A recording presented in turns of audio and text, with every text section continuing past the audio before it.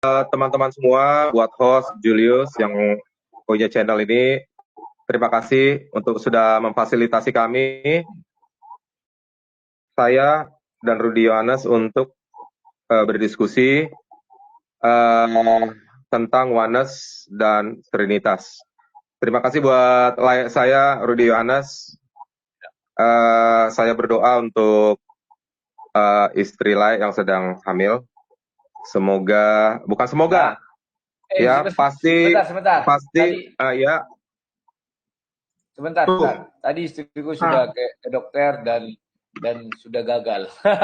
Lanjut, tidak usah didoakan supaya berhasil, sudah gagal. Ya. Loh, kok bisa? Oh, oke. Jadi tidak berkembang apanya itu janinnya itu. Dari kemarin sebenarnya dugaannya begitu. Nah, lanjut. Iya, oke. Terima kasih, Le. Sorry sebelumnya. Minta maaf. Iya, terima kasih buat Le Rudi, Le saya yang terkasih. Ya, segala sesuatu itu bukan kebetulan ya. Ada rencana kita tidak pernah tahu ke depan, tetapi bukan predestinasi yang harus kita benarkan. Jadi nanti akan ada yang indah, saya percaya buat Le. Terima kasih untuk mau hadir berdiskusi dengan saya yang ketiga kali kayaknya ya. Apa kedua kali? Kayaknya 3 kali lah ya. Saya percaya supaya kita semua dapat menemukan kebenaran yang hakiki di dalam pengenalan akan Tuhan kita Yesus Kristus. Saya rasa cukup sekian opening statement saya. Silakan lanjut, host. Langsung bertanya, Bang Samuel, langsung bertanya. Ya, maksudku Samuel perkenalkan dong bagaimana apa itu oneness itu biar kami tahu. Oh, oke. Ya, jadi saya Samuel Sihaan, saya adalah penganut oneness Pentakostal atau Allah Esa atau Jesus Only yang sering dikatakan oleh para pengajar dari Trinitas yang berpahaman sama seperti Sabelius, murid dari Praxeas, sekitar abad keempat, tahun 350-an lebih. Lalu dari Montanus, sekitar abad kedua. Jadi, menurut saya, bahwa pengertian oneness Pentakostal atau Allah Esa, itu sebenarnya sudah digagas sebelum abad kedua oleh Montanus, Praxeas abad keempat, dan melahirkan muridnya adalah Sabelius. Jadi, menurut pembacaan Alkitab, dari Perjanjian Lama dan Perjanjian Baru menyatakan bahwa Allah kita, Yehova Elohenu, Echad. Jadi, Tuhan Allah kita, Yahweh itu Echad. Lalu dilanjutkan oleh zaman para rasul dalam Perjanjian Baru yang menyatakan keekhatan atau keesaan dari Elohim kita yang datang menjadi manusia. Maka dikatakan Esa pula dia yang menjadi perantara antara kita dengan Tuhan. Itu jadi. Dalam pengertian kami menolak Allah itu 3 pribadi. Hanya satu pribadi saja di dalam keesaannya yang substantif, dalam substansinya dia sebagai Allah, yang adalah roh, yang adalah anak manusia, yang akhirnya kembali kepada kealahannya, yang roh juga bersama tubuhnya, sebelumnya tidak bersama tubuhnya. Tubuh Yesus Kristus bangkit dengan tubuhnya tetap tubuh yang lama, yang dilahirkan Maria, sebagai kebenaran dalam Perjanjian Lama bahwa Engkaulah Bapa kami, namamu adalah penebus umatnya sejak dahulu kala. Maka dia harus tetap membawa tubuh itu yang dilahirkan Maria sebagai bukti bahwa dia adalah penebus manusia. Jadi itulah yang kami percayai, menyatakan bahwa Yesus adalah Bapa itu sendiri, dia sendiri yang datang, dia sendiri yang menjadi daging dalam Yohanes 1 ayat 14. Dialah Sang Firman itu, yang dulu adalah Yehova, yang dikenal oleh Musa dan para nabi, yang di dalam nama Yahweh, dia belum menyatakan diri. Jadi di dalam namanya itu yang akan dikenal, barulah dia menyatakan diri. Jadi itulah pemahaman saya tentang oneness Pentakosta berdasarkan pembacaan Perjanjian Lama dan Perjanjian Baru. Itu saja. Ya. Saya rasa cukup. Sekian. Thank you. Oke, barusan si Samuel mengatakan bahwa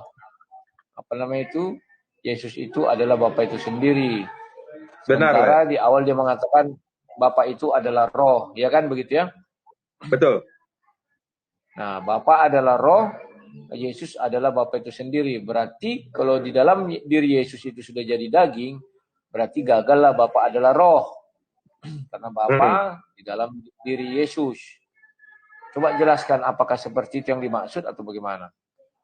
Iya, jadi begini lah. Yesus itu adalah nama, proper name. Ya. Tunggu bentar. Ini giliran Bang Samuel yang bertanya loh. Ini jadi terbalik. Enggak apa-apa sih, enggak apa-apa. Karena begini, karena bertanya mah enggak apa-apa. Enggak apa-apa sih, enggak apa-apa. Karena saya yang buka presentasi. Jadi presentasi saya yang harus ditanyakan. Nah, sebenarnya iya, begitu sih, logiknya begitu. Silakan. Jadi saya jelaskan. Saya teruskan ini penjelasannya. Iya. Ya, teruskan. Oke. Jadi Yesus itu adalah proper name-nya. Kita bukan bicara substansi di sini. Ya, Yesus itu disebut anak manusia. Di Yohanes 1 ayat 14, Firman menjadi daging, Sang Firman menjadi daging.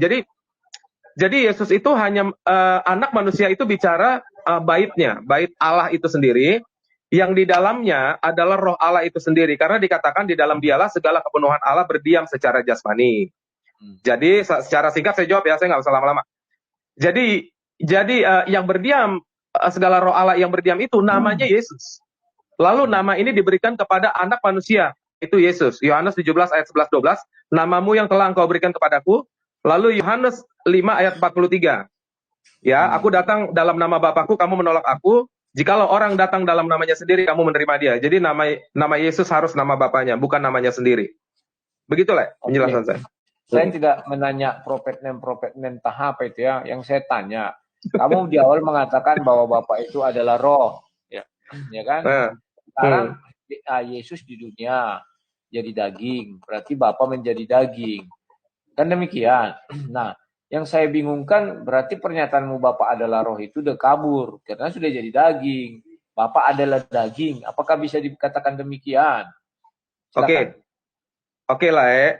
Ketika dikatakan Allah Sang Firman menjadi daging, itu Yohanes 1:14. Ketika dikatakan Firman menjadi daging, itu ada prosesnya. Bukan Firman menjadi daging, plek, letterlek begitu. Tetapi dikatakan, nanti lah buka sendiri ayatnya, Maria dikandung dari Roh Kudus. Jadi itu prosesnya. Proses dia menjadi daging itu bukan roh substansi menjadi daging, tidak. Jadi Yesus itu sendiri yang Alfa Omega, yang seorang diri, mengadakan embrionya di dalam Maria yang dikandung dari Roh Kudus. Setelah itu dia sendiri diam di dalam embrio itu. Ya, selama 9 bulan. Nah, dia berdiam di dalam itu sampai dia lahir. Itulah yang namanya Bapa menjadi daging. Atau Allah itu sendiri menjadi manusia. Begitu, oleh. Pertanyaan saya berikutnya. Halo, admin, stop dulu admin, kedua-duanya. Admin. Halo. Oke. Ya. Maksudku kayaknya ini harus ditambah 20 menit aja deh. Karena waktunya si Samuel kan udah mau habis. Nggak apa-apa, nanti begitu udah mau habis baru ditambahin aja. Oke, ya lanjut. Klik punyaku, jalankan punyaku. Nah, bahwa Samuel juga pasti percaya firman Allah itu kekal, ya kan? Amin. Ya, nah, begitu dia percaya firman Allah itu kekal, maka Allah mengatakan, setelah manusia itu jatuh ke dalam dosa, maka diberi hukuman kepada perempuan itu. Untuk dia menghasilkan seorang anak, dia harus mengandung. Untuk mengandung, dia harus birahi. Kepada siapa Maria berbirahi? Sehingga kamu bilang itu dimulai dari embrio. Silakan. Iya, tidak ada ayatnya secara tekstual Maria birahi. Saya tidak bisa menambah-nambahkan ayat. Hanya dikatakan dikandung dari Roh Kudus. Selebihnya saya tidak mau tafsirkan itu. Karena tidak ada ayatnya. Tolong dibaca Kejadian 3 itu ketika manusia itu dihukum Tuhan. Itu abadi loh perintah itu. Kejadian 3 dikatakan engkau akan susah payah melahirkan, ya kan, mengandung, dan engkau akan birahi terhadap suamimu. Kamu mengatakan bahwa Maria itu memulai daripada janin, ya kan? Roh Kudus itu dikandung daripada Roh Kudus. Kamu harus jelaskan maksudnya apa. Karena takutku yang kau pikirkan adalah bahwa Yesus itu mulai dari sel telur, dihubungi sel sperma maka jadi. Sementara yang saya yakini firman menjadi manusia. Jadi di dalam rahim Maria itu tidak dimulai dari sel telur itu, tetapi sudah menjadi manusia. Kan demikian. Itu harus dipertegas. Okay. Siapa yang menghamili Maria atau Maria nafsu kepada siapa? Birahi. Sebab firman itu kekal. Silakan. Iya, di dalam kejadian berapa tadi? 3 ayat 14. Kejadian 3 tadi tidak dikatakan di situ sebagai suatu hukum mutlak kalau engkau akan birahi kepada laki-laki. Ulang-ulang. Kalau apa tadi? Kan di situ dikatakan engkau akan birahi kepada suamimu, kan begitu? Itu bentuknya imperfect atau gimana? Atau masih terus dilakukan sampai selama-lamanya? Kita lihat dulu kata kerja di situ. Ya, kita jadi lihat gini. Ya, ayat 16. Admin punya Alkitab enggak? Oh, admin. Pergi-pergi dia, memang kurang ajar admin ini. Dibuatnya kita berdebatkan terus pergi dia. Santai-santai dia. Penting naik subscriber, naik viewer. Ayat 16. Apaan? Ya. Oi, halo. Kan? Kurang ajar memang kau. Orang kau biarkan berdebat, kau pikir. Apa lu bilang, Rod? Dia lagi sinyalnya lagi jelek di tempat gua. Lagi putus-putus nih. Ku panggil-panggil enggak dengar dirimu. Udah, share screen. Tunggu. Ini sinyalnya parah nih. Tunggu. Gua reload internet dulu. Makanya pakai yang ginian.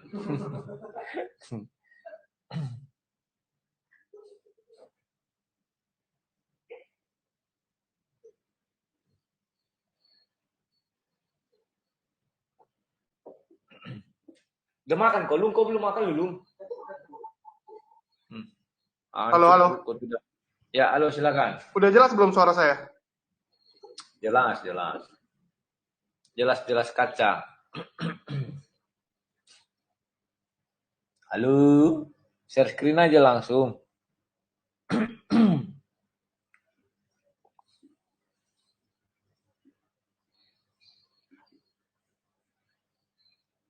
Gimana nih admin ini? Candunya aja ini. Parah kan ya, kan kedengaran jelas suaranya kan. Oke. Tapi ditanyain nggak jawab lah, ini nggak jelas juga nih. Oke. Giliran Rudy tadi ngomong, silakan. Ya, share screen dulu layar saya, share screen. Share screen-nya udah ada, tinggal aktifkan aja. Oke. Nah, firman-Nya kepada perempuan itu, ya kan? Susah payah waktu mengandung akan kubuat sangat banyak. Dengan kesakitan engkau akan melahirkan anakmu. Namun engkau akan birahi kepada suamimu dan akan berkuasa atasmu. Ya kan? Ayat ini menjelaskan bahwa anak itu bisa terlahir kalau ada birahi.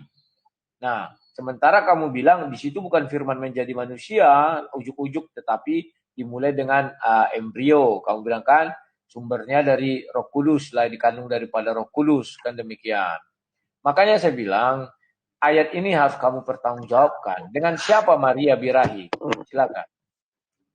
Oke, saya bacakan ayatnya karena Lae tidak membacakannya secara interlinear ya. Saya bacakan firman-Nya kepada perempuan itu. Perempuan di situ menunjuk kepada Hawa, bukan seluruh perempuan. Lae bisa lihat di teks asli Ibraninya ya. Susah payahmu waktu mengandungmu di situ ditujukan kepada tunggal bentuknya, bukan kepada semua ya. Susah payah, makanya mesti dilihat ini bentuk single pluralnya mesti dilihat. Susah payahmu mengandung akan kubuat sangat banyak. Dengan kesakitan engkau, di sini bentuknya single, bukan jamak. Dengan kesakitan engkau akan melahirkan anakmu, namun engkau akan birahi. Nah, kata birahi di sini diambil dari kata Ibrani tesukatek, ya, dari kata tesuka. Ya, your desire, birahimu mu di sini kepada satu orang, Maria. Your husband di sini lagi your husband, di sini pakai kata ish, ya, kepada laki-laki, kepada suamimu yang daging itu. Jadi sini ada kata ish dalam artian daging. Jadi ini sebenarnya suamimu ia akan berkuasa atasmu.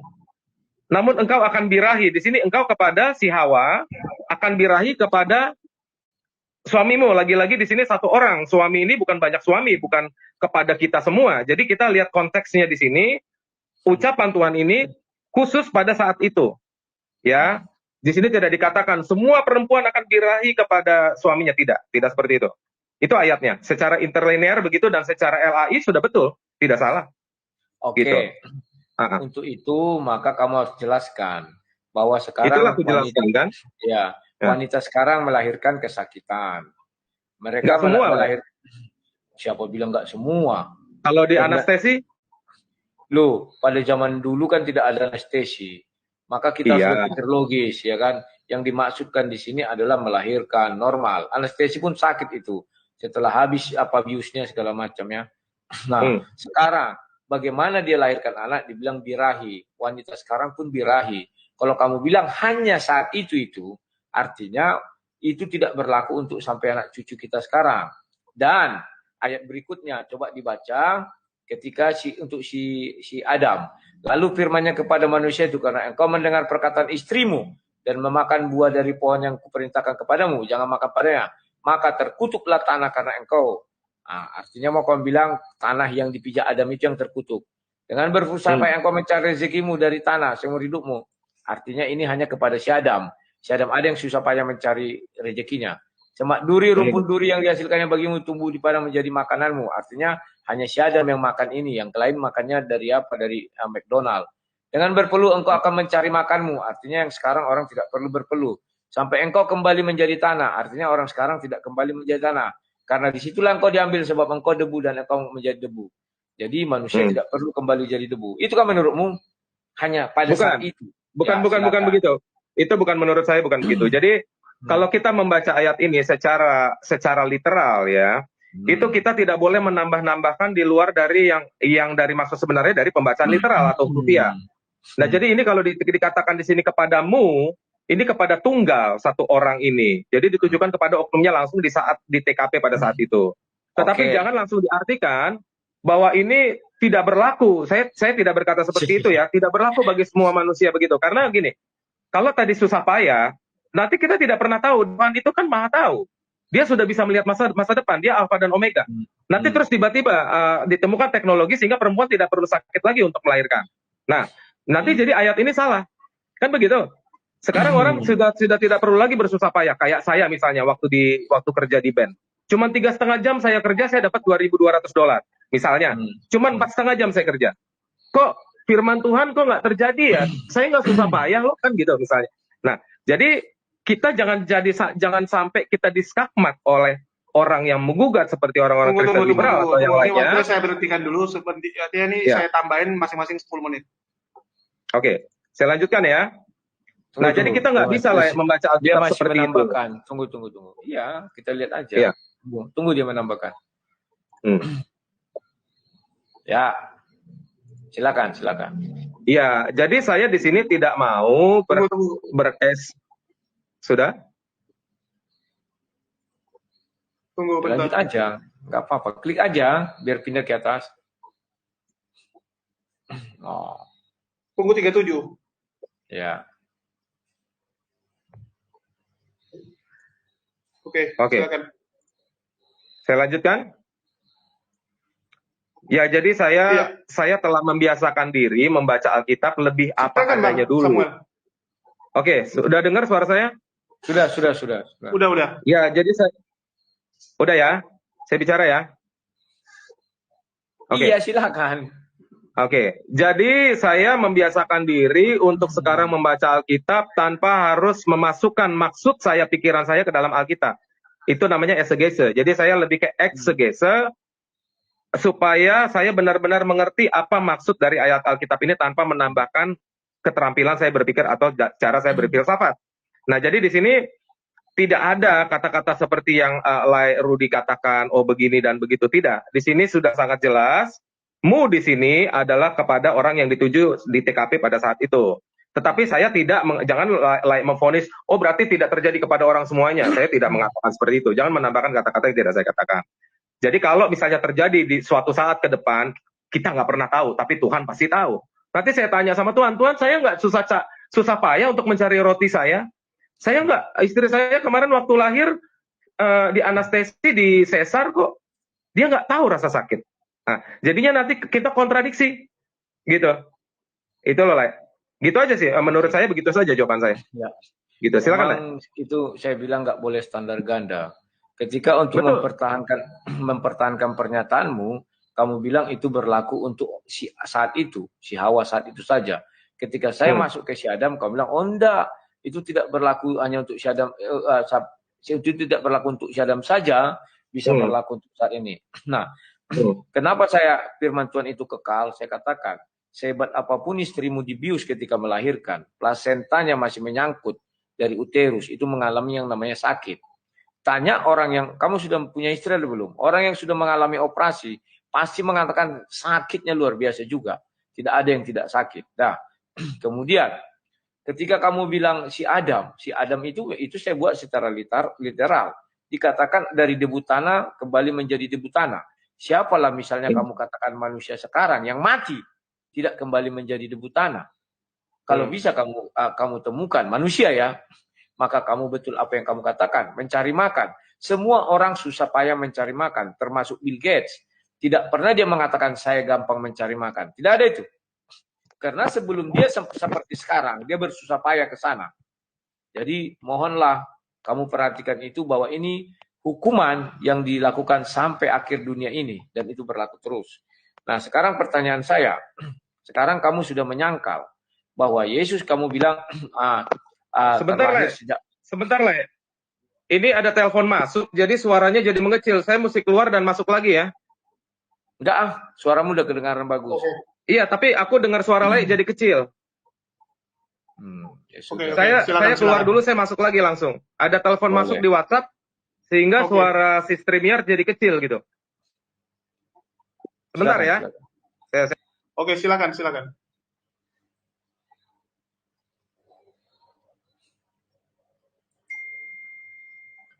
Ini jadi terbalik nih ya, oke lah.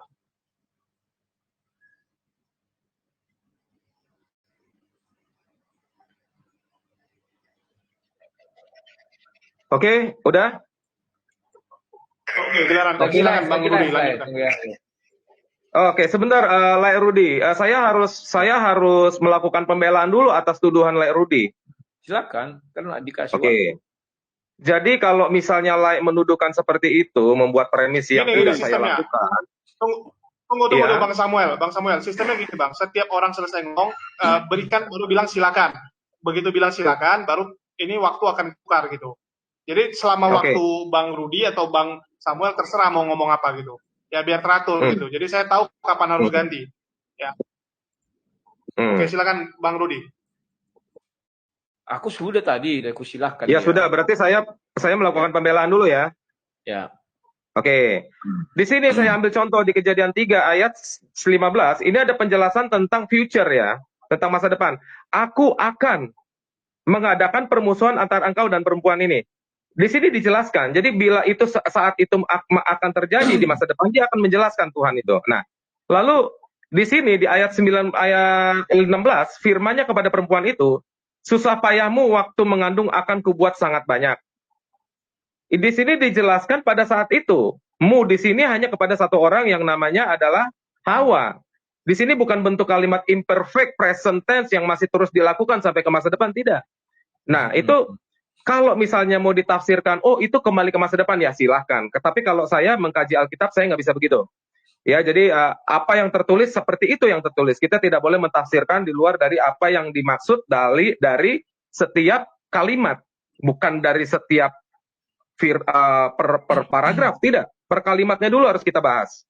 Itulah kesalahan orang kadang-kadang membaca Alkitab, tidak dibahas dulu. Firman-nya di sini siapanya, di sini bentuknya tunggal apa jamak. Itu mesti selidiki dulu. Bentuknya apa? Apakah masih terus dilakukan? Misalnya kamu makan, Nah, bentuknya imperfect apa pada saat itu saja makannya. Itu mesti dilihat dulu. Nah, itulah kajian yang saya hadirkan dalam pembacaan firman Tuhan. Jadi kalau misalnya layak menuduh begini ya silakan saja. Tetapi secara literal ayat ini tidak berkata seperti itu. Begitu loh, Lek. Silakan, Lek, lanjut. Sekarang saya mau tanya, dari mana sumber wanita itu melahirkan sakit? Dan dari mana sumber manusia itu dari debu kembali menjadi debu? Karena itu kamu bilang hanya untuk satu orang. Untuk si Betul. Adam dan Hawa. Ya, silakan. Betul. Jawablah. Iya, jadi kan kita semua keturunan perempuan itu, ya. Semua manusia di dunia ini keturunan perempuan itu. Tetapi jangan kita esegese lah, nggak boleh itu kita esegese. Oh pasti begini nanti, pasti A jadinya. Nah sekarang ada orang mati di kriogenik lah, dibekukan dia sampai nanti ditemukan obat kanker. Ada itu di kriogenik itu. Nah jadi ada orang yang matinya juga dibalsem, nggak kembali menjadi debu dia. Nah nanti kalau kita berpikirnya seperti pola-pola seperti layak gitu, nanti kita suatu saat akan diskakmat dengan orang-orang saintis dan orang liberal. Makanya saya debat sama orang saintis, sama ateis, sama gnostik, saya skakmat mereka. Nggak bisa debat sama saya orang ateis. Saya skakmat langsung. Ayat firman Tuhan tidak mengatakan seperti itu. Oh buktinya orang begini-begini. Iya, karena kamu bacanya nggak betul waktu Kristen sehingga kamu murtad jadi ateis. Baca yang betul Alkitab itu, saya bilang begitu. Itu loh lah maksudnya. Silakan ya. Oke. Sekarang berarti kamu bilang bahwa orang mati sekarang bukan karena dihukum ya dari situ. Artinya kalau mengatakan firman Allah tidak kekal, jangan tidak. Karena aku bilang belum silakan. Aku bilang belum silakan. Ya. Oke. Di situ dirimu ingin menjelaskan bahwa manusia dari debu menjadi debu itu hanya berlaku untuk Adam.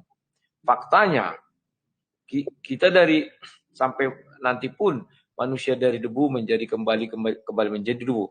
Ketika kamu bilang dibekukan ini segala macam, betul. Itu adalah salah satu usaha manusia untuk melawan Tuhan. Kamu ingat ketika air bah, maka dibuatlah menara sampai ke langit untuk mengalahkan air bah Tuhan, lebih tinggi dari situ katanya. Dan Tuhan pun sudah mengatakan di Kejadian 11 ayat 6, mulai hari ini dan seterusnya, apapun yang dirancang manusia pasti akan terjadi. Tetapi sumbernya, kematian itu tidak ada awalnya. Tidak ada dari debu tanah menjadi debu tanah. Setelah si Adam memakan itu, maka dari debu tanah kembali menjadi debu tanah. Jadi teori yang kamu bangun itu hanya sekedar untuk pembelaanmu saja. Sehingga kamu tidak percaya bahwa hukuman itu kekal. Nah, sekarang kita kembali kepada Yesus Kristus lagi.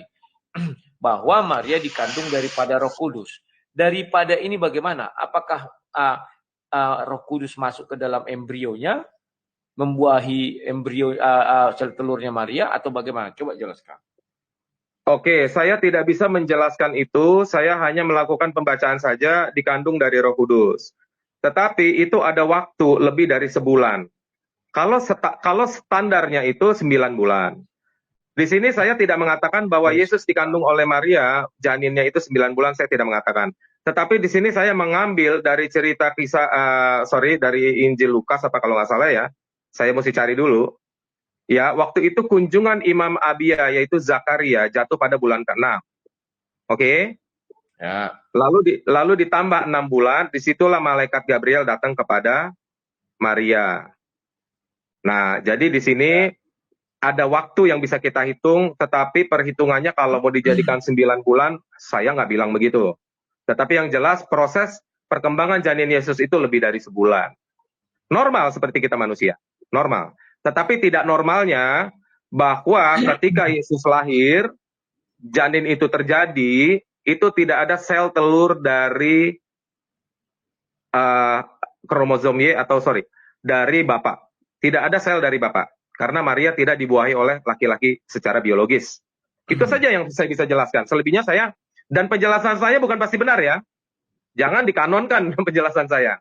Jadi Alkitab cuma mengatakan dikandung dari Roh Kudus. Sisanya terserah mau ditafsirkan seperti apa. Dan saya sudah mentafsirkan dan saya katakan penafsiran saya bukan pasti benar. Gitu. Jadi saya tidak mau menyesatkan orang. Alkitab ngomong begitu ya begitu, dikandung dari Roh Kudus. Sudah, itu aja lah. Lalu Maria bersalin. Sorry ya saya tambahin ya. Lalu dia bersalin, yang namanya bersalin itu normal lah, seperti mama kita lah bersalin waktu melahirkan kita. Itu ayatnya jelas bersalin. Begitu loh, Le. Oke. Tadi kamu sudah menjelaskan bahwa sel telur itu dibuahi. Yang menjadi pertanyaan saya, bahwa Allah itu firman-Nya kekal. Sel telur hanya bisa dibuahi oleh seorang laki-laki. Kan sudah dijelaskan dalam banyak ayat. Mereka bukan lagi dua menjadi satu. Itu menjelaskan ada namanya hubungan seksual. Ya kan? Dan di banyak ayat juga dikatakan air mani ada di situ dan sebagai macamnya. Nah, kalau kamu katakan bahwa Yesus itu sel telur Maria dibuahi, saya jadi heran. Artinya bapaknya Yesus adalah Roh Kudus. Karena mungkin demikian adanya. Sistem pembuahannya pun kita tidak tahu jadinya. Tetapi kalau merujuk kau bilang letterlet, ya seperti sistem pembuahan manusia. Ada begitu dibuahi hari seminggu itu sudah hamil dan sebagainya. Dan kamu berasumsi bahwa seperti manusia biasa 9 bulan dan sebagainya. Padahal kalau kita tahu ada pun orang yang 14 bulan. Kalau kau kembali ke pernyataanmu pertama tadi, tidak semuanya begini begono. Dan ada lagi sekarang orang di bayi tabung. Kita nggak tahu apakah dibuat dulu Yesus di bayi tabung langsung dimasukkan ke dalam janin Maria, karena setelah mulai jadi manusia baru dimasukkan ke dalam rahim. Nah, jadi kalau kamu bilang itu dimulai dari sel telur dibuahi, argumenmu sudah gugur. Kenapa gugur? Karena Tuhan itu firman-Nya kekal, bahwa daging hanya terlahir dari daging. Tidak bisa Roh Kudus membuahi sel telur. Tidak bisa itu. Artinya ada percampuran dua dua jenis yang berbeda, tidak akan nyambung. Kan demikian? Oke, silakan. Kamu jelaskan lagi bagaimana. Kita sudahi saja itu karena tidak akan berakhir. Karena kamu pun akan asumsi dan asumsi. Kita masuk lagi. Jelaskan sebentar lah, saya jawab dulu dong. Kan tadi sudah dipersilakan. Oke, silakan. Iya, jangan terlalu sur kali lah. Jadi begini ya. Tunggu. Jangan disanggah kalau dia masih ngomong gitu. Sudah ada, silakan. Ya kan sudah silakan tadi. Gimana sih host? Oke. Ya. Jadi begini ya, saya bingung loh lihat Laik bilang jangan standar ganda. Terus tadi Laik bilang sekarang pakai bayi tabung kata Laik. Parah sebenarnya nih. Apa nih? Suara saya udah jelas sekarang? Sudah. Oke. Tadi Laik bilang jangan standar ganda. Lalu tadi Laik sebutkan ada sekarang teknologi bayi tabung. Sudah lama sebenarnya. Lalu Laik katakan lagi firman Tuhan kekal. Laik sendiri mengkontradiksi premis Laik, firman Tuhan kekal, maka berarti tidak boleh bayi tabung. Ya. Lalu tetap di situ ada sel pria dan sel laki-laki. Tetapi di sini ada pembatalan, yaitu birahi. Jadi bisa perempuan itu mengandung tanpa birahi dengan bayi tabung. Nah, sementara Laik berkata firman Tuhan kekal, Laik sendiri standar ganda. Ya, jadi disinilah saya lihat dari kemarin ketika saya berdiskusi dengan Laik selalu kembali ke situ lagi. Jadi itu tidak jujur dalam berdiskusi, nggak boleh begitu. Nah, jadi saya bilang ya, waktu Laik menggugat premis saya, itu tafsiran saya. Saya kan bilang, tafsiran saya belum pasti benar. Jadi jangan digugat tafsiran saya. Kita di sini membahas Alkitab. Nah, kalau saya katakan yang benar, Alkitab mengatakan dikandung dari Roh Kudus. Jangan terus lari ke tafsiran saya. Tidak boleh menggugat tafsiran. Tidak boleh memprotes suatu tafsiran. Karena saya sendiri sudah mengatakan, tafsiran saya bukan pasti benar. Jadi untuk apa dibicarakan hal itu? Kita fokus saja kepada ayat Alkitab. Dikandung dari Roh Kudus. Kalau Laik menurut saya, tafsiranmu begini lah. Sekarang kan saya persilakan Laik. Apa maksud dari ayat Alkitab dikandung dari Roh Kudus? Kan begitu. Nah, nanti kita bahas ya, ketika dikatakan firman itu kekal. Apa maksud dari situ? Tapi itu di lain topik nanti suatu saat. Nah, silakan Laik begitu. Silakan giliran Laik sekarang. Oke. Aku bukan standar ganda, tapi dirimu yang standar ganda. Di satu sisi kamu bilang ada pertentangan antara firman Tuhan dan teknologi.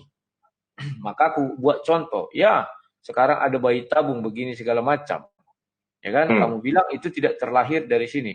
Ketika mengeluarkan sperma laki-laki, itu harus ada birahi baru dia keluar.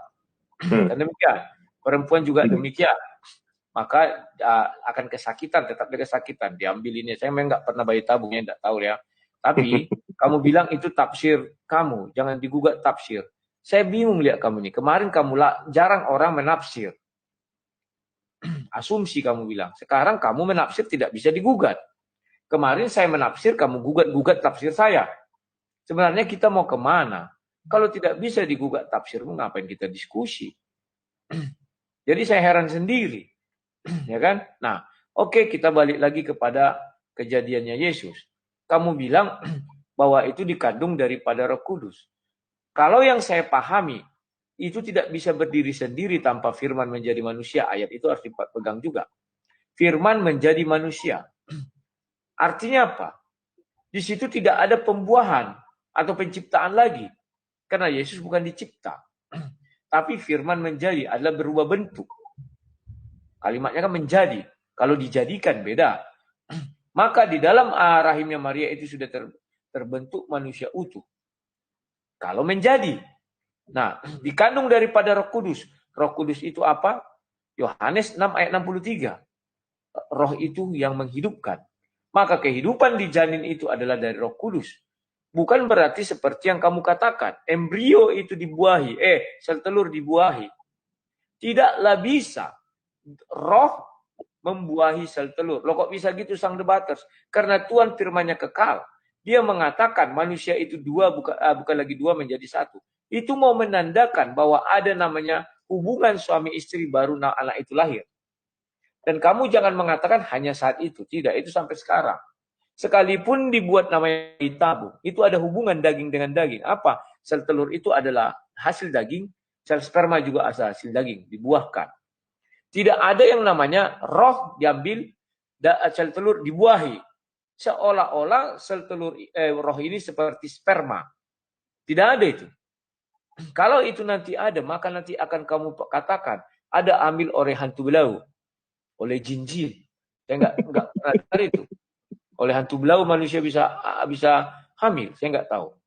Nah, maka dari itu saya sudahi saja itu, karena kamu sudah mengakui itu tafsirmu.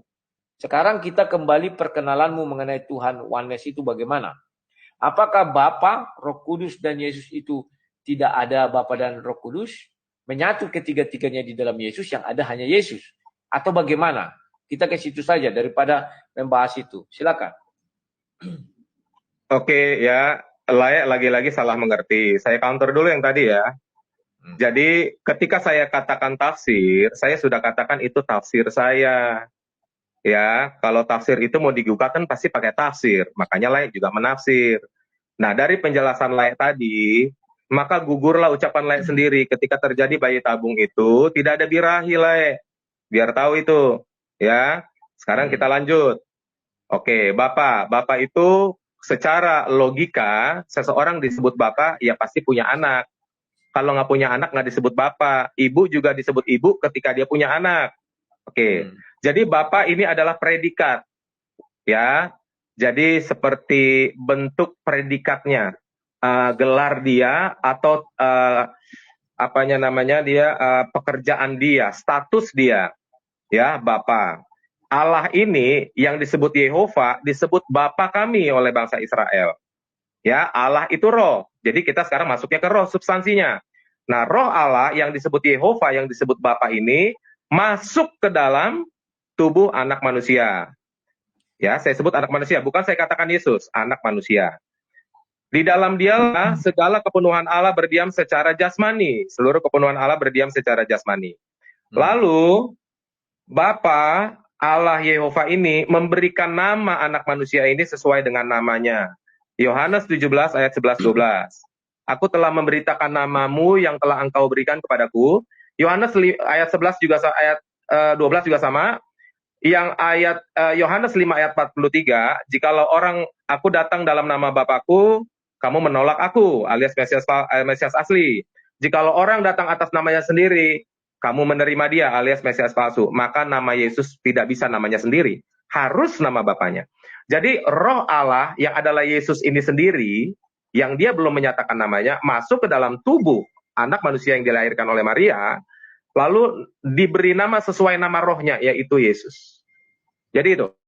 Nah, ketika di bumi ada beberapa orang mengatakan, oh Yesus itu anak bukan Bapa. Tidak. Dia mengatakan kepada Filipus, ya, barang siapa yang melihat aku, ia telah melihat Bapa. Ya, bagaimana engkau berkata tunjukkan Bapa itu kepada kami.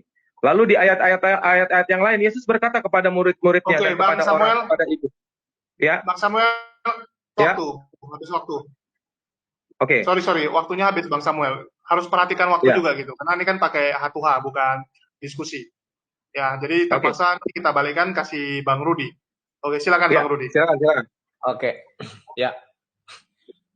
Sekarang Samuel mulai menyangkal ya bahwa katanya bayi tabung itu tidak ada birahi di dalamnya. Oke, kita akui bahwa manusia akan berusaha menjadi seperti Tuhan. Itu sudah digariskan di Kejadian 11 ayat 6. Mulai hari ini apapun yang dirancang manusia akan terlaksana. Tetapi mengenai Samuel mengatakan tafsir, tidak boleh digugat. Sampai saat ini saya heran. Saya kemarin menafsir, nggak bisa menafsir. Itu harus secara letter-letter. Sekarang dia menafsir, tidak boleh digugat. Inilah saya pikir satu keanehan, ya kan?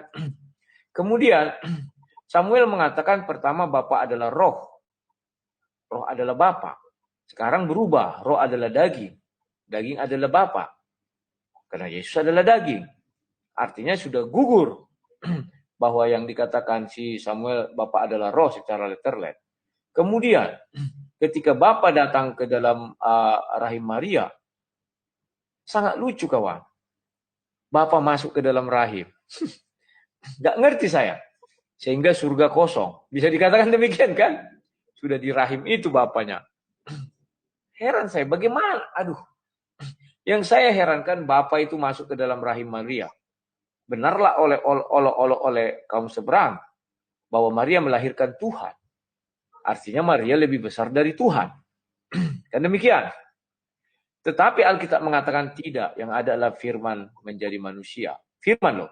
Bukan Tuhan itu langsung dalam diri Yesus langsung jadi. Baru orang akan mengatakan Tuhan menetek. Wah, lucu sekali. Saya nggak ngerti menjelaskannya itu kepada orang-orang ini. Tapi kalau dikatakan firman jadi manusia dan manusia itu menetek ya. Nah, sekarang mengenai nama. Orang Kristen banyak mengatakan yang di Yesaya itu mengenai Immanuel itu adalah nubuatan tentang kedatangan Yesus. Harusnya namanya Immanuel bukan Yesus. Dan demikian. Kemudian Samuel mengatakan Bapa di dalam aku di dalam Bapa, dan dia memberi nama. Yesus tidak pernah mengatakan nama Bapa itu adalah Yesus. Aku memperkenalkan namamu katanya. Bukan berarti Yesus memperkenalkan nama Bapa itu adalah Yesus. Karena dari Kejadian sampai Maleaki tidak pernah dikatakan Yesus di situ satu ayat pun. Tidak ada itu. Ya. Itu sudah diperkenalkan Bapa dirinya kepada Musa, kepada Abraham, kepada Nuh, kepada yang lain-lainnya. Tidak ada dikatakan namaku Yesus. Tidak ada itu. Kenapa tidak ada? Karena malaikat datang kepada Yusuf. Ambillah anak itu. Anak yang lahir itu katanya. Nanti kamu beri nama Yesus. Artinya itu nama di bumi. Pemberian namanya nama di bumi. Tidaklah ketika di sorga sudah langsung namanya Yesus. Tidak demikian. Baru yang berikutnya. Ketika Yesus di bumi. Lantas Tuhan itu di mana lagi? Kan demikian. Maka yang terjadi adalah pemberontakan harusnya di sorga. Karena Bapa sudah di bumi jalan-jalan dalam wujud Yesus. Daging. Daging tidak bisa langsung pergi ke sorga. Firman Tuhan kekal. Daging dan darah tidak boleh masuk sorga. Setelah Adam dan Hawa berdosa, maka terkutuklah tanah. Dari debu engkau akan kembali menjadi debu. Dan kamu bilang, oh itu hanya untuk Adam. Tidak, terbukti kita sekarang pun sampai menjadi debu. Kemudian jika ditemukan manusia dibekukan, itu sudah saya katakan manusia ingin melebihi Tuhan. Dan itu sudah saya katakan sering. Dan itu pun sudah tertulis di Kejadian 11 ayat 6. Ya kan? Apapun yang dirancang manusia mulai hari ini akan terlaksana. Manusia ingin bersekutu dengan iblis, kan iblis itu kekurangannya tidak bisa memiliki daya cipta. Maka dia bersekutu. Manusia yang memiliki daya cipta karena serupa dan segambar dengan Tuhan. Nah, itulah yang terjadi. Kemudian, saya belum masuk sampai kepada Yesus nanti disalib ya. Kita masih ada beberapa sesi lagi. Ketika Yesus mulai mengabarkan Injil, jalan, makan. Bapa ada di dalam Yesus. Saya nggak ngerti bagaimana yang terjadi. Kalau kita sampai kepada Yesus ditombak, Yesus dilempar. Aduh, Tuhan bisa dilempar, Tuhan bisa ditombak. Saya heran, hebat kali yang melempar, hebat kali yang menombak.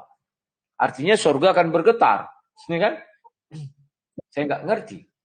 Apa yang sedang kita pikirkan ini sekarang. Ada manusia, ada benda yang bisa melukai kulit Tuhan. Saya pun tidak tahu.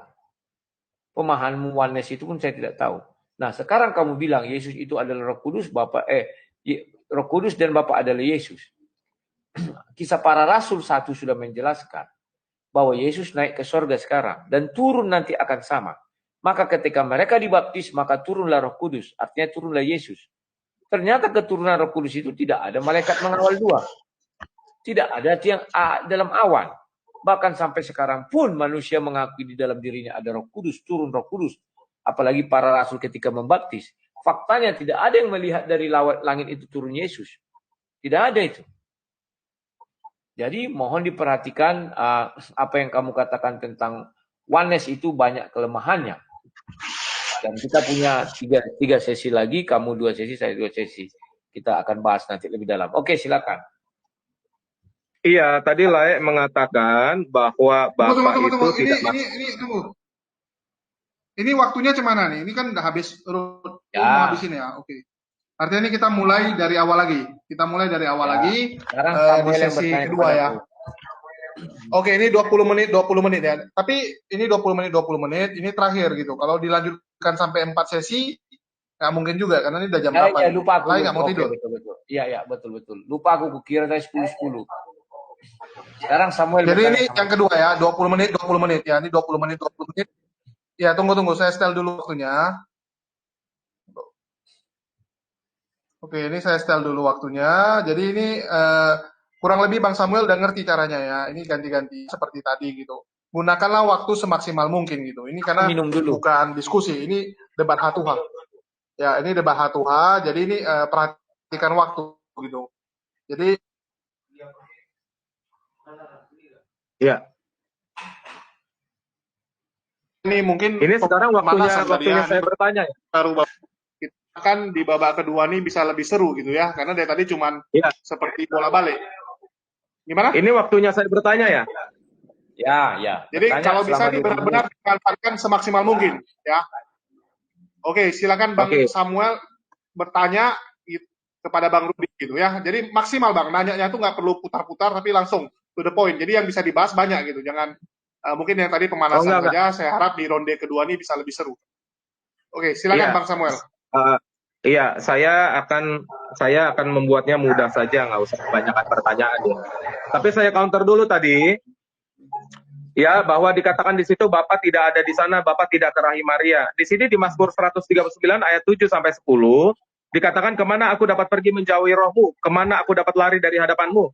Jika aku mendaki ke langit, engkau di sana. Jika aku menaruh tempat tidurku di dunia orang mati, di situ pun engkau. Di dunia mati, di situ pun engkau, Yehova. Jika aku terbang dengan sayap fajar dan membuat kediaman di ujung laut, juga di sana tanganmu. Saya nggak usah teruskan lagi ayatnya. Di dalam Kejadian 1, ayat 1, 2, ayat 2, Roh Allah melayang-layang di atas permukaan air. Sekarang kita kembali, kalau di situ tidak mungkin Bapa masuk ke dalam rahim Maria. Jangankan rahim Maria, di Mazmur 139 ayat 7 sampai 10, ya, dikatakan, jika aku menaruh tempat tidurku di dunia orang mati, bukan di rahim, di dunia orang mati, engkau pun di situ. Ya, jadi di situ jelas dikatakan. Nah, jadi sekarang kita lagi kembali kepada nama di situ. Ya. Jadi nama Yesus itu harus nama Bapaknya, karena kalau Laek menolak nama Yesus bukan nama Bapa, maka dia namanya sendiri alias Mesias palsu. Yohanes 5 ayat 43. Saya cukupkan di situ untuk pengcounteran saya, selebihnya saya tidak mau counter lagi. Saya mau bertanya sama Laek. Laek ini kan Trinitas yang menyatakan bahwa anak bukanlah Bapa. Ya, anak bukanlah Bapa. Kita bikin bicara nama dulu. Anak bukanlah Bapa. Sekarang Yesus berkata, ya, kamu tidak bisa berbakti kepada dua tuan. Oke? Nah, terus Yesus berkata, ya, anak manusia adalah Tuhan atau Tuan atas hari Sabat. Oke? Jadi menurut orang Israel, orang Yahudi, ketika di hari Sabat, dia berbakti kepada Yehova. Tidak ada dua Tuan, satu Tuan. Yesus berkata, anak manusia adalah Tuan atas hari Sabat. Di sinilah menyatakan ada dua pribadi. Maka berarti ketika Yesus menyatakan dia Tuhan atas hari Sabat, dan dia bukanlah Bapa, maka ada dua Tuhan. Bagaimana Layak menjawab ini? Kalau Yesus bukanlah Bapa itu sendiri, maka ada dua Tuhan pada hari Sabat. Ya, terus nanti sekarang Layak, saya cuma kasih dua pertanyaan saja. Yohanes 5 ayat 43 tadi Layak jawab. Ya, dengar baik-baik ayat firman Yesus yang sangat membuat orang skakmat ini. Aku datang dalam nama Bapakku, kamu menolak aku. Mesias asli harus ditolak oleh bangsa sendiri.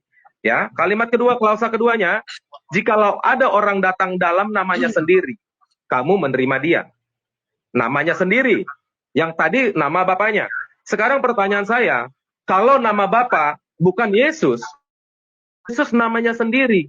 Sekarang saya tanya, ya, ini saya sudah tanya dengan Deki Ngadas, ya.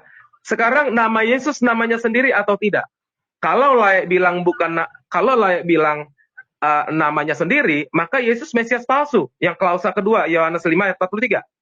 Ya, kalau Yesus nama Bapaknya, maka sekalipun di dalam ketrinitasan Layak atau kedwinitasan Layak, maka Yesus adalah Bapa. Kenapa? Karena ada dua orang, dua oknum yang namanya Yesus, yaitu Bapa dan Anak Manusia. Gitu ya.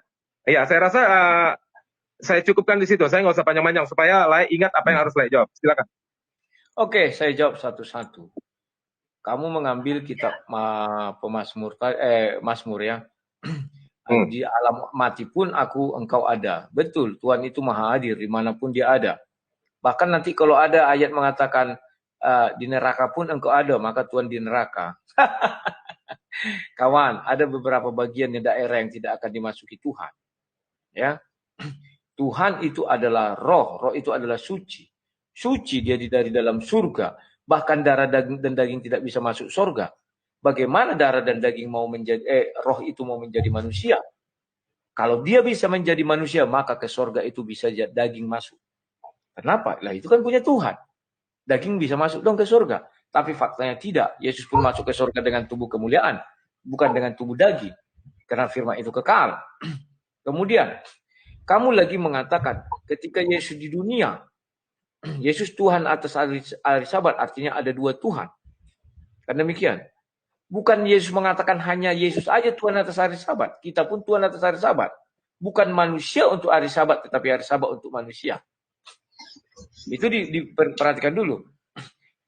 Kalau kamu bilang ada satu oknum semuanya, ya, maka ketika kau bicara hari kiamat, Yesus tidak tahu. Jika Yesus adalah Bapa, Yesus pasti tahu. Tetapi yang mau kujelaskan sama kau, admin, ya, tolong gambarku diperbesar admin. Ini andalanku. Aku sekarang mengutus kepadamu citraku. Secara materi kami ada dua. Yang satu digital, yang satu daging. Selesai. Di dalam dirinya ada rohku. Tidak mungkin rohmu ada di dalam diri digitalku. Harus rohku. Di dalam dirinya ada suaraku. Tidak mungkin suara Samuel ada di dalam diriku.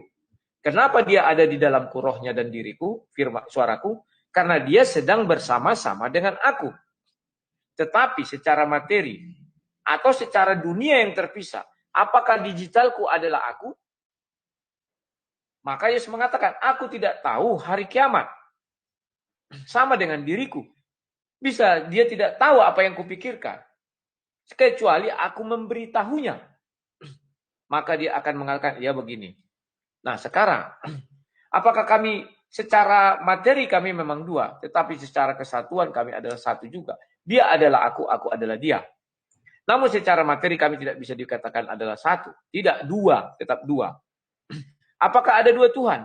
Apakah ada dua sang debaters? Ya, secara materi ada dua. Tetapi secara kesatuan, apakah ada dua? Tidak, kami satu. Roh di dalam dia adalah rohku. Suara di dalam dia adalah suaraku. Memang orang sulit memikirkan hal ini karena mereka ingin hal yang simpel. Bahwa Tuhan seperti seonggok batu. Yang hanya satu, selesai. Nah sekarang mengenai nama. Ya kan?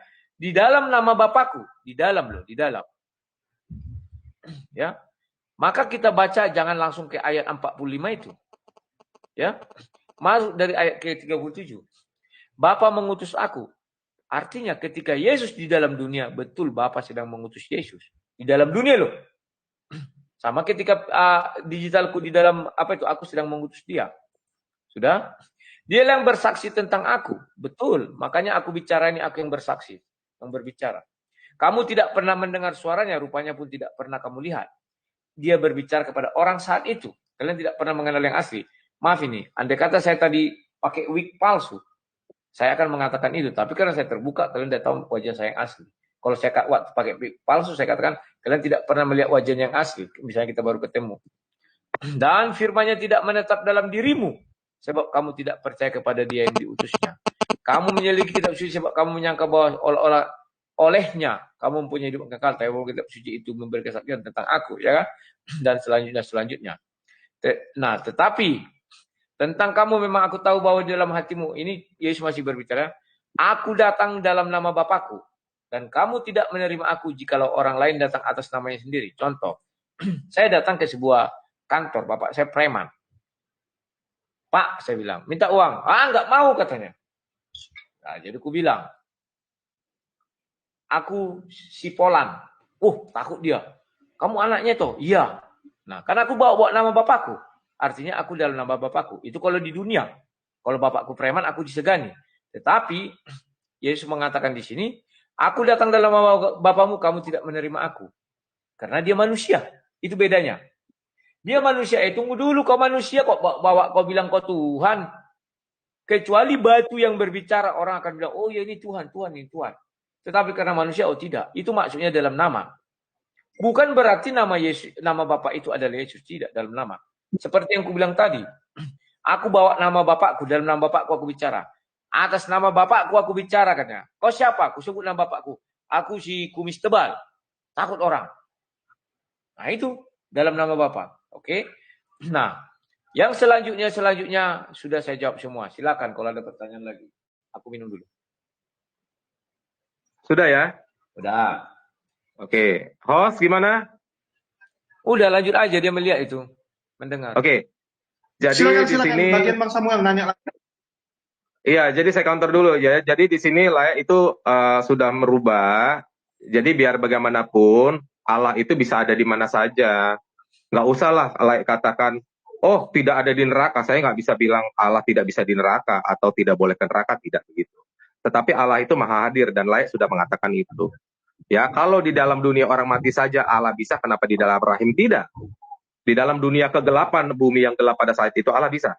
Tapi saya kasih sekarang 1 Petrus 3 ayat 18. Ya. Sebab juga Kristus telah mati sekali untuk segala dosa kita, ia yang benar untuk orang-orang yang tidak benar, supaya ia membawa kita kepada Allah. Ia yang telah dibunuh dalam keadaannya sebagai manusia, bukan sebagai Allah. Tetapi yang telah dibangkitkan menurut roh. Dan di dalam roh itu juga ia pergi memberitakan Injil kepada roh-roh di dalam penjara. Saya rasa Firdaus nggak ada penjara lah. 1 Petrus 4 ayat 6. Itulah sebabnya maka Injil telah diberitakan juga kepada orang-orang mati. Supaya mereka sama seperti kita semua manusia diyakini secara badani, tetapi oleh roh dapat hidup menurut kehendak Allah. Ya, jadi Allah itu bisa ada di penjara dunia orang mati. Saya nggak bilang itu neraka, nggak usahlah digiring ke sana. Ya, jadi di sini benar adanya bahwa Allah itu maha hadir. Allah itu roh. Sekarang kalau nanti Layak mengcounter, oh itu kan Yesus itu yang turun ke dalam dunia orang mati. Maka Layak harus membuat premis seperti yang dilakukan oleh Romo, ya, bahwa di dalam Yesus itu ada roh manusianya sendiri. Bapa tidak ada di dalam. Bapa tetap di tatanya. Bapa tidak ada di dalam Yesus. Itu roh manusianya sendiri. Nah, sekarang ayatnya berkata, Kolose, ya, di dalam dialah segala kepenuhan kealahan berdiam secara jasmani. Saya nggak tafsir. Segala kepenuhan Allah berdiam secara jasmani. Ya, saya rasa tidak ada Allah yang lain selain daripada Yehova itu sendiri. Ya, jadi di sini roh yang ada di dalam Yesus keluar ketika disalib, masuk ke dalam kerajaan maut, membebaskan orang-orang yang ada di dalam penjara. Oke, sekarang yang tentang pernyataan Yesus bahwa tidak ada dua Tuhan, lalu dia menyatakan adalah Tuhan atas hari Sabat. Terus Layak memakai bahwa kita pun Tuhan atas hari Sabat. Saya rasa ini sangat exegese dan menambah-nambahkan ayat. Tidak ada Yesus menyatakan kita adalah Tuhan atas hari Sabat. Tidak. Ya. Jadi ini terlalu memaksakan sehingga menambahkan ayat yang tidak tertulis secara literal. Itu tidak boleh. Nah, sekarang dikatakan Layak ketika menjelaskan Yohanes 5 ayat 43, layak tetap fokus kepada nama Yesus bukan nama Yesus bukan nama Bapa. Nama Bapa bukan Yesus. Oke? Maka dengan begitu ingat yang tadi saya bilang. Kalau layak tetap mengatakan seperti itu, maka nama Yesus namanya sendiri. Simple saja. Kalau Yesus namanya sendiri bukan nama Bapaknya, masuk ke klausa kedua tadi, maka dia Mesias palsu. Yang adalah Mesias datang atas namanya sendiri, lalu diterima oleh orang Israel. Pada faktanya Yesus ditolak oleh bangsa Yahudi. Gitu. Jadi, bagaimana mau menjawab nama Bapa bukan Yesus? Ya, kalau dia bisa masuk ke Yesus dikategorikan sebagai klausa kedua dari Yohanes 5 ayat 43. Begitu ya. Nah, sekarang saya mau bertanya sama Lai. Ya. Yesus adalah Alfa dan Omega. Ya. Yehova berkata dalam Perjanjian Lama, akulah yang terdahulu dan terkemudian. Kedua-duanya pakai kata aku. Tidak ada kata kami. Seperti di kitabnya teman-teman saya. Nggak ada. Kami yang maha kuasa, kami Alfa dan Omega, nggak ada. Yehova berkata, akulah yang terdahulu dan terkemudian. Yesus berkata di dalam Wahyu, akulah Alfa dan Omega. Nah, Yesus di dalam Perjanjian Lama dikatakan Yehova ini membentangkan langit seorang diri, tidak ada yang mendampingi aku. Di dalam Perjanjian Baru dikatakan di Kolose, kalau nggak salah, saya cepat saja nggak usah buka ayatnya, tapi ayatnya ada. Di dalam Dialah segala sesuatu diciptakan oleh Dia dan untuk Dia. Dan Yesus membuktikan itu. Ya, Dia menciptakan Lazarus, Dia menciptakan bola mata, Dia menciptakan anggur dari air. Ya, jadi itu prosesnya mencipta.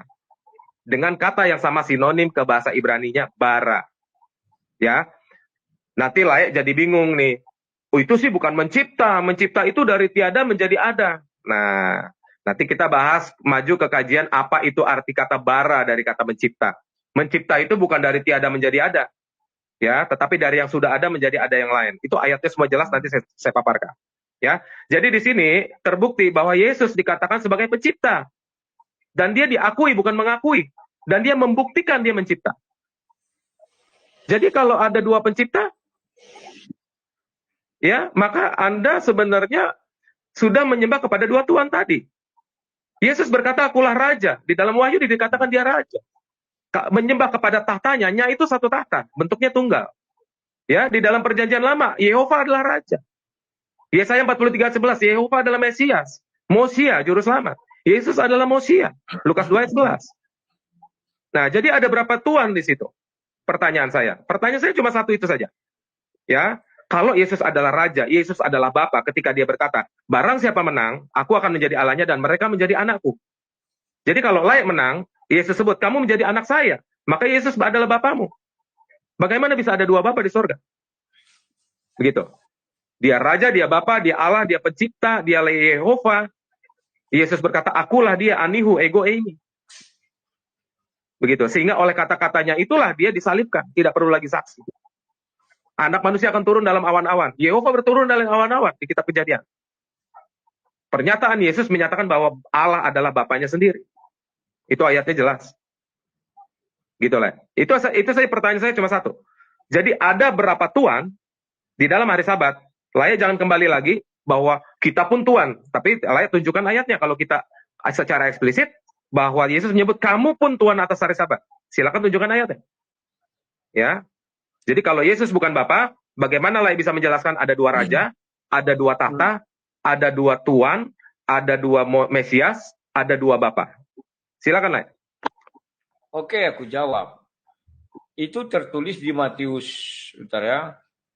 Matius 12 ayat 8. Karena anak manusia adalah Tuhan atas hari Sabat. Kalau kamu berbicara secara letterlet, tidak ada dikatakan Yesus, aku adalah Tuhan atas hari Sabat. Anak manusia, saya juga anak manusia. Saya bukan anak monyet. Jadi saya pun Tuhan atas hari Sabat. Dan ayat itu juga dikatakan bahwa hari Sabat untuk manusia, bukan manusia untuk hari Sabat. Bukan manusia mengabdikan diri kepada hari Sabat, tapi manusia hari Sabat itu untuk manusia, ya. Kalau kita mau bicara secara letterlet yang kamu bilang. Nah, kemudian kamu mengatakan, ini makanya tolong dibesarkan dulu gambar kami berdua biar dia paham. Tunggu ya. Halo, admin. Stop ngomong dulu. Ya, stop ngomong dulu. Oke. Saya jalankan Lanjut di ya. belakang. Yuk, silakan. Oke, ya. Sekarang kamu sudah melihat gambar saya di depan dan saya ini yang asli. Apa susahnya lagi kamu mengartikan ini? Ya, apakah ada dua Tuhan? Apakah ada dua Rudi? Namanya yang kuberikan adalah Sang Debaters. Dia menggunakan namanya sendiri, Sang Debaters. Aku adalah Rudi. Namaku Rudi Yohanes. Nama dia Sang Debaters. Itulah yang dikatakan Yesus. Kalau dia datang dalam nama Bapaknya, orang tak percaya. Kau manusia kok mengaku-ngaku Yahweh, kok mengaku-ngaku Elohim. Dia dilempari bukan karena perbuatan baik, karena menyatarakan diri dengan Bapa.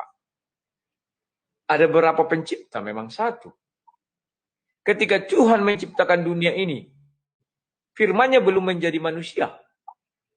Masih firman di dalam diri Bapa. Terjadilah penciptaan. Setelah hari ke-6 tidak ada lagi diciptakan. Betul, saya tidak pernah mengatakan penciptaan itu dari tiada menjadi ada. Ada bahan dasarnya. Bahan dasar mula-mula itu adalah air, samudera raya. Setelah itu mulai diciptakan Tuhan. Terang, jadilah terang. Itu berasal dari firman Tuhan. Kemudian jadilah ini dipisahkan ini jadi semua. Dari samudera raya itu dipecah-pecah. Jadilah semuanya. Ketika orang buta disehatkan.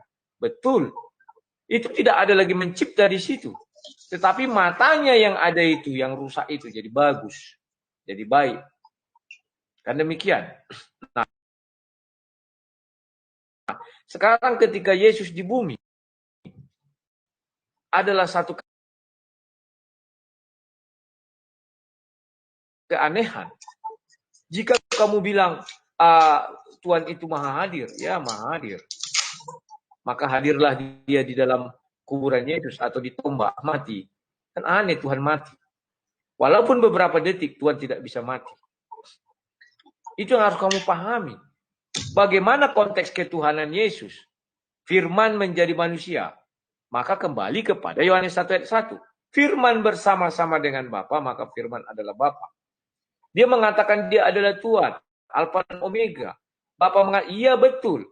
Tuhan ketika hadir, dijelaskan di Kejadian 1 ayat 1, ayat 2, dan ayat 3. Dia tidak akan dikatakan Tuhan apabila tidak memiliki firman atau bisu. Dia tidak akan dikatakan Tuhan apabila tidak memiliki roh, maka dia benda mati. Yohanes 6 ayat 63, roh yang menghidupkan. Maka dikatakan yang ketiga ini adalah Alfa dan Omega. Tidak pernah Tuhan datang duluan, baru disusul oleh firman-Nya dan disusul oleh rohnya.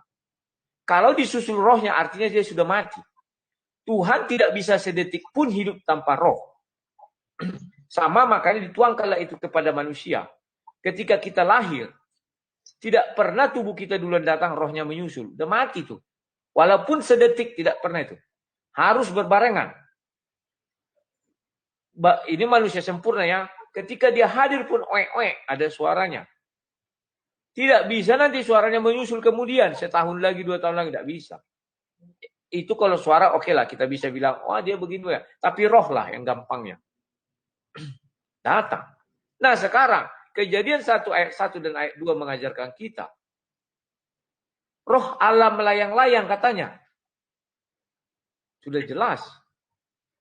Roh Tuhan pun bisa mengutus, Roh Kudus.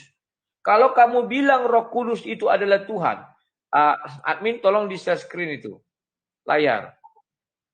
Kisah para Rasul kubukakan dulu ya. 1. Okay. Halo admin. Ya udah. Ayat 8. Tetapi kamu akan menerima kuasa kalau Kudus turun atas kamu. Nah ini. Roh Kudus turun atas dia. Maka kita menuju ayat 11. Hai orang Galilea, mengapa kamu berdiri melihat ke langit? Yesus ini yang terangkat ke surga meninggalkan kamu. Akan datang kembali dengan cara yang sama seperti kamu melihat dia naik ke surga. Roh Kudus sudah turun. Artinya kamu bilang Roh Kudus juga Yesus. Maka mana nggak ada kelihatan Yesusnya. Dan tidak dalam awan dan tidak dikawal 2 malaikat. tetapi dia merupakan benda abstrak yang tidak terlihat oleh mata. Sedangkan ayat ini mengatakan Yesus nanti datang terlihat oleh mata. Kamu katakan Roh Kudus itu adalah Yesus itu sendiri. Tidak kamu pisahkan. Tetapi itu semua menyatu satu, oneness. Fakta. Ayat kitab suci tidak ada mendefinisikan Yesus turun dari langit, Roh Kudus turun dari langit dikawal malaikat. Tak ada. Kemudian Matius 28 ayat 19. Pergilah jadikan seluruh bangsa muridku, baptislah dalam nama Bapa, Anak, dan Roh Kudus. Firman Allah kekal. Tidak bisa kau rubah-rubah. Baptislah dalam nama Yesus. Titik. Tidak ada. Nggak bisa itu. Firman Allah kekal. Kamu juga mengakui. Oke, silakan kalau ada pertanyaan lagi. Admin sudah share screen. Oke. Saya langsung dulu. Sudah ya, saya bicara ya. Tunggu admin. Sebentar. Oke, silakan. Iya, tadi sorry, saya nggak apa-apa ngomong aja. Tadi mengatakan dibaptis dalam nama Bapa, Putra, dan Roh Kudus, begitu? Ya, Matius, bukan aku membilang, Matius 28 ayat 19. Ya, Matius 28 ayat 19 ya. Jadi di situ di situ tertulis baptis dalam satu nama bentuknya tunggal. Ya. Baptiso anoma, bukan anomata, bentuknya tunggal. Ya. To patros, ya, milik Bapa, kaito huyos, milik anak, ya, dan milik anak, kaito, dan milik Roh Kudus, numa. Oke. Jadi di situ satu nama untuk ketiganya. Namanya satu. Makanya oleh sebab itu di Kisah Para Rasul mereka dibaptis dalam nama Yesus Kristus. Ya, bukan dibaptis dalam 3 nama atau banyak nama. Namanya satu. Nama itu milik Bapa. Kata to adalah bentuk kata ganti ketiga orang tunggal. Orang ketiga tunggal. To artinya milik. Kata ganti pertama tunggalnya milik adalah mo. Tetapi kata ganti pertama orang tunggal bukan milik itu moi. Contohnya seperti lae.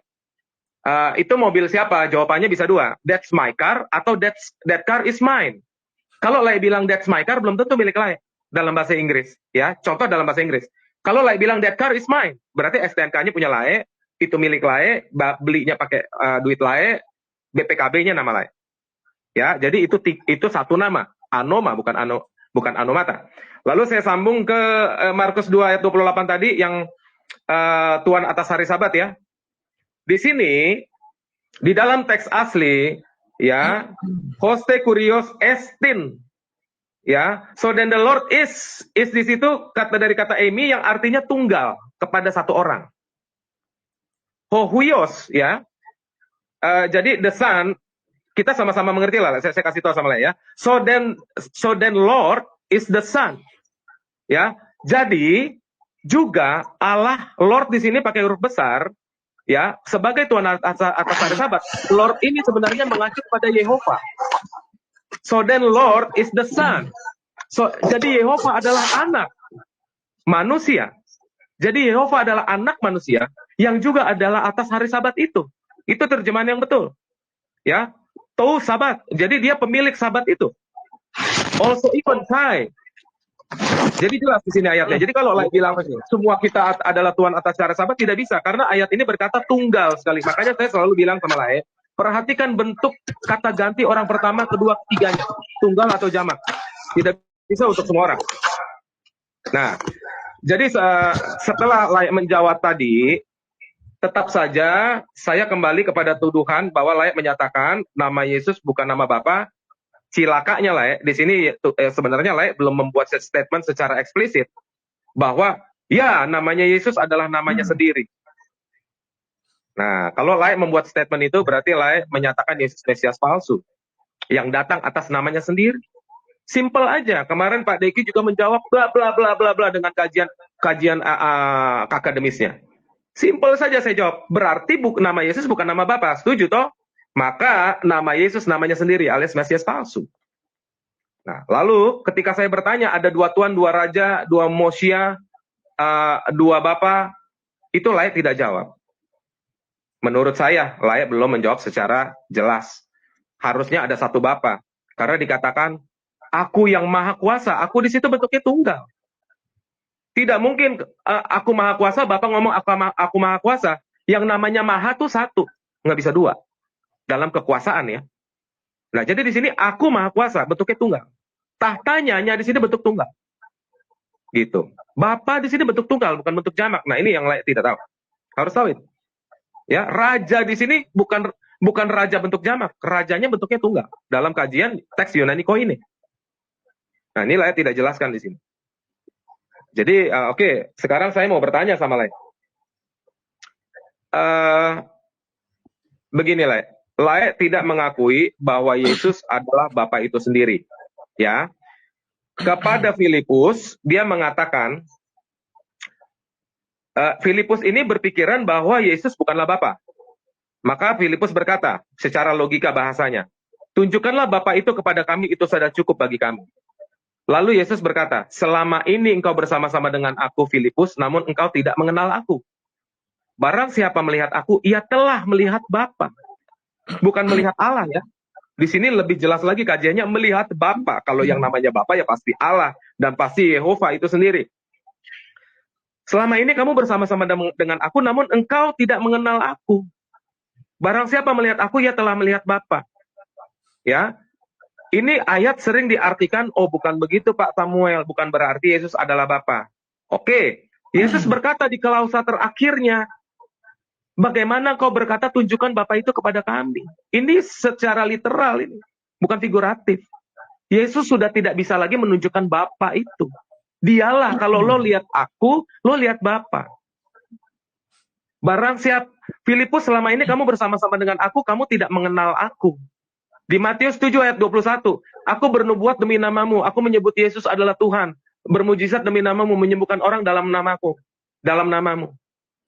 Yesus bilang apa? Aku tidak mengenal engkau. Ya kan? Enyalah kamu sekalian pembuat kejahatan. Ya. Itu orang udah berpentakostal melakukan kuasa roh.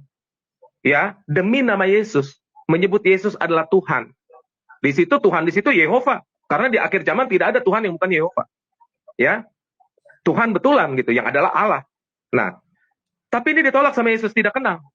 Sekarang layak pikir, Filipus itu pengikutnya Yesus, gitu.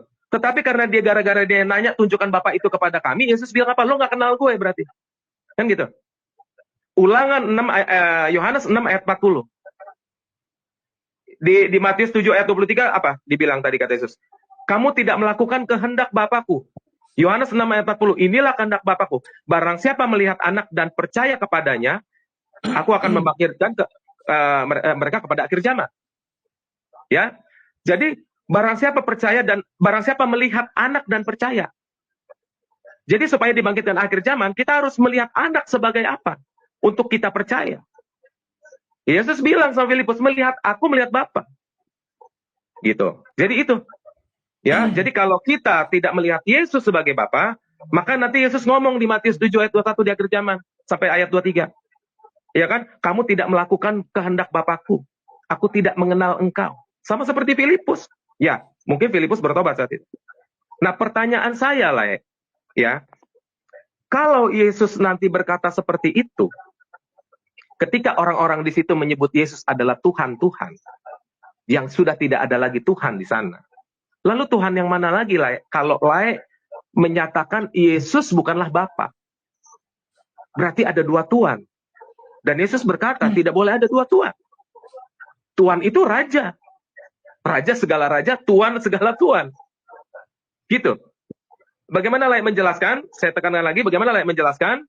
Ketika Yesus bukanlah Bapa, lalu di Matius 7 orang berkata kepada Yesus Tuhan, Tuhan. Silakan, Lai. Oke. Aku jelaskan ya. Saya tidak pernah mengatakan Yesus itu bukan Bapa, bukan begitu maksud saya. Tolong dibesarkan gambar kami seperti tadi. Nih aku besarkan gambar gue nih. Nih. Bukan itu maksudnya dul. Oh iya. Silakan. Tolong perhatikan gambar saya. Saya tidak pernah mengatakan sang debaters itu bukan saya. Justru saya katakan saya. Roh yang di dalam sang debaters, roh saya. Suara yang di dalam sang debaters suara saya. Tetapi tubuh sang debaters bukan saya. Karena di situ ada digital, materinya ya. Dan ini daging. Mohon dibedakan. Saya tidak pernah mengatakan Bapak itu bukan Yesus, bukan. Tidak. Bedakan konteksnya. Kemudian ketika Yesus mengatakan, pergilah jadikan seluruh bangsa muridku, baptislah dalam nama Bapa, Anak, dan Roh Kudus. Itu firman-Nya kekal. Mau kau bilang ini dalam bahasa ini begini, dalam bahasa ini begini, begono, begini, begono. Firman itu kekal. Tetap di dalam bahasa apapun dipisahkannya 3 di situ. Bapa, Anak, dan Roh Kudus. Bapa tunggal dibuat situ kan? Anak tunggal, Roh Kudus tunggal. Tetapi ketiganya memiliki satu kesatuan. Sang debaters tunggal, Rudi Yohanes tunggal. Tetapi kami adalah satu. Dia saya panggil bisa. Saya panggil pulang kepada saya. Kembali kepada saya. Diam di dalam diri saya. Saya mau utus dia lagi. Ingat, nanti Pewahyu mengatakan apa? Pada hari penghakiman, Bapa tidak menghakimi.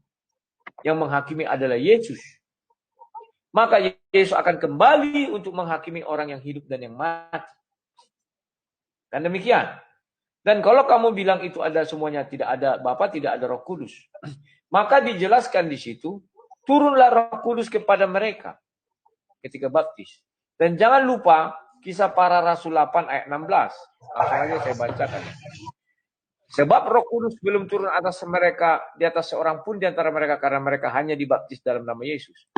Hanya dalam nama Yesus tidak turun Roh Kudus. Jadi apa yang kurang?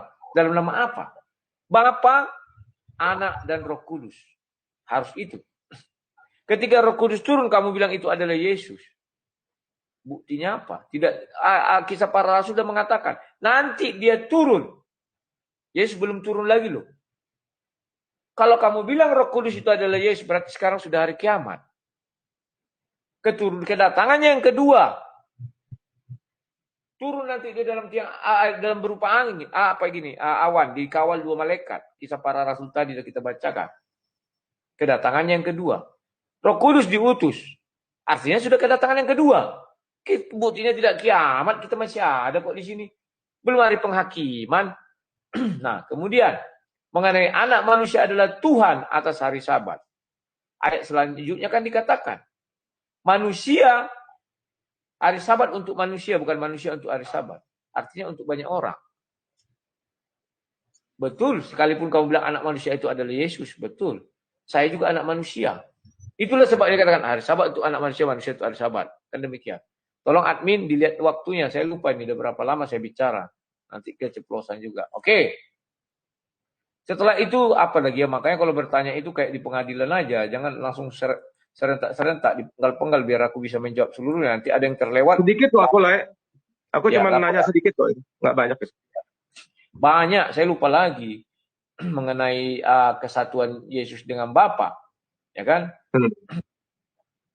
Jadi saya lupa apa pertanyaan tadi. Contoh ginilah, saya sudah menjelaskan apa hubungan kesatuan digital saya dengan saya. Roh yang di dalam dia adalah rohku. Suara yang di dalam dia adalah suaraku. Namanya saya beri sang debaters. Nama saya Rudi Yohanes. Kalau kamu bilang dia datang sendiri dalam namanya, maka dia adalah Mesias palsu. Tidaklah demikian. Yesus datang, kata Yesus, apabila aku datang dalam nama Bapakku, kamu tidak percaya. Kan demikian. Sama seperti misalnya saya ulang-ulang lagi berkali-kali. Ini karena memang kalian sudah melihat wajah saya. Misalnya saya tulis itu nama saya Rudi Yohanes. Tapi ucapan saya misalnya ngawur. Kalian akan curiga, apakah ini Rudi Yohanes? Seperti saya di Facebook. Orang sudah mengenal saya kalau menulis detail. Ketika saya tidak detail, tanya orang, apakah padahal namanya ada Rudi Yohanes? Tetapi kalau saya bilang namanya Sang Debater, saya beri namanya Sang Debater. Apakah salah? Tidak. Apakah nama saya semula adalah Sang Debater? Tidak.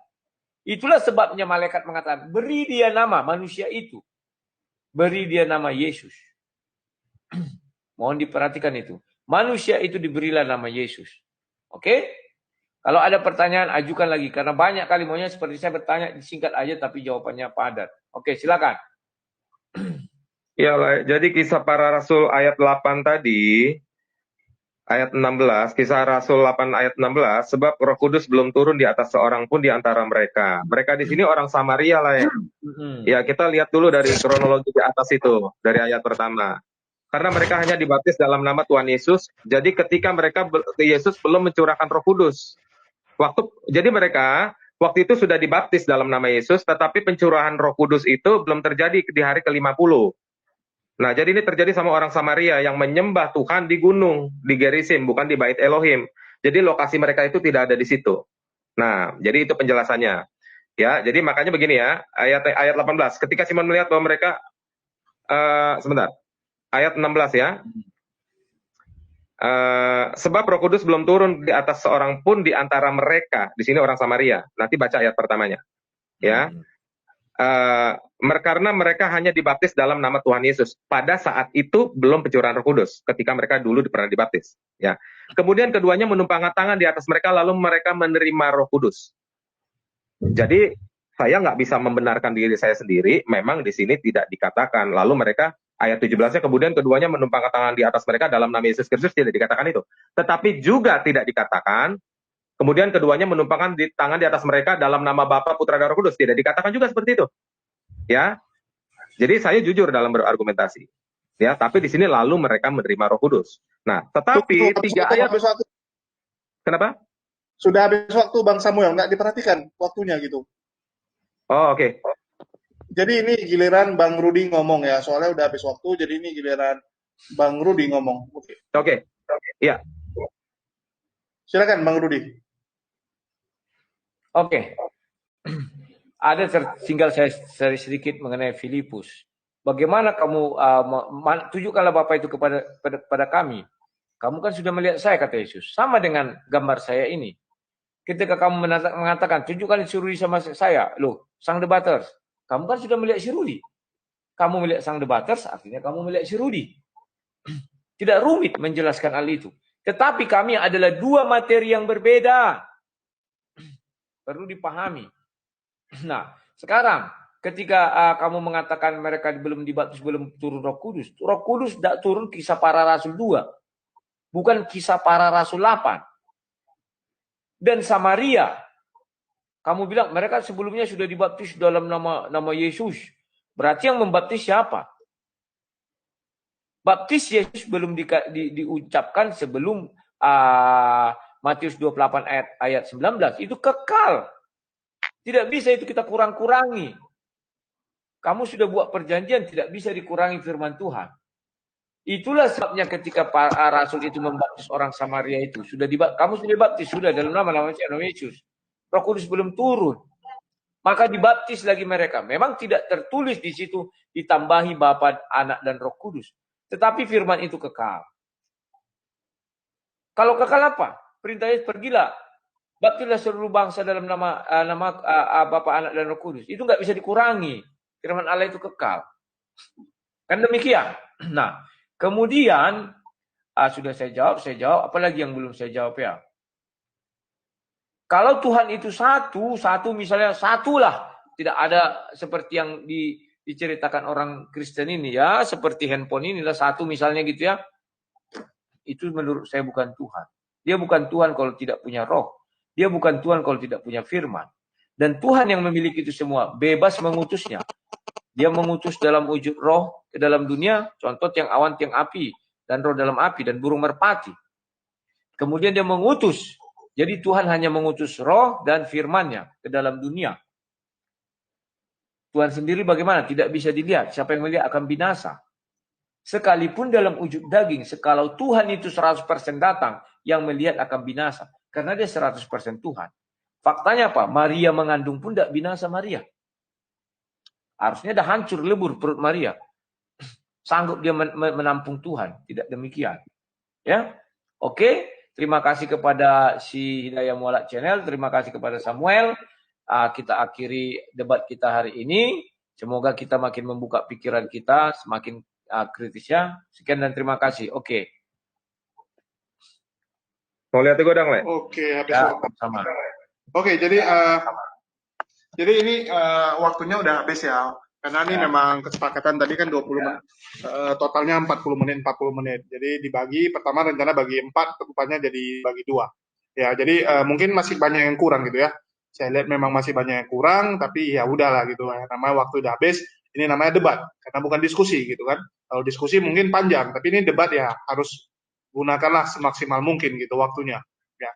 Jadi untuk itu ya ini kita tutup dan kita terima kasih nih buat 2 pendebat yang sudah datang ya, sudah hadir, yaitu Lairudi sama Bang Samuel Siaan. Oke. Jadi mungkin penonton memang masih banyak yang ini ya, masih banyak yang penasaran mungkin nih, karena harusnya bisa lebih panjang, tapi ya udahlah gitu waktu ya. Bang Rudi juga sudah mau tidur ini ya, jam 10.30. Dan di satu sisi juga saya ingin mengucapkan ini Bang, turut bersedih ya atas istrinya ya, tadi belum sempat ngomong. Seharusnya kemarin berapa bulan Bang Rudi? Berapa bulannya aku nggak tahu, tapi memang dari prediksi dokter dari awal itu kosong. Cuman kami kan ya itu tadi mungkin ada mukjizat ya. Ya istriku berharap, ternyata tadi makin mengecil dia, artinya memang sudah gagal. Tapi kalau misalnya tetap atau makin besar ada harapan. Ini sudah mengecil, ya sudahlah saya bilang ya terima sajalah. Artinya harus dibuang lah, harus dibuang juga ya. Ya harus dibuang. Kalau enggak nanti kan bisa jadi penyakit di dalam rahimnya kan. Oke lah, jangan lupa sama si Alex Muslim hari Sabtu jam 4 ya. Oh iya, sama Bang Alex Muslim Media. Alex Media. Alex Media Channel namanya, bukan Alex Muslim. Ya Media Channel. Entah siapa lah itu, entah siapa belau, penting itu. Oke, terima kasih semuanya. Suka kau lah. Iya, suka. Terima kasih sama. Oke, jadi makasih. Oke, makasih Bang Rudi dan Bang Samuel Siaan yang udah mampir. Oke, makasih ya. Yuk, saya turun dengan dua-dua. God bless.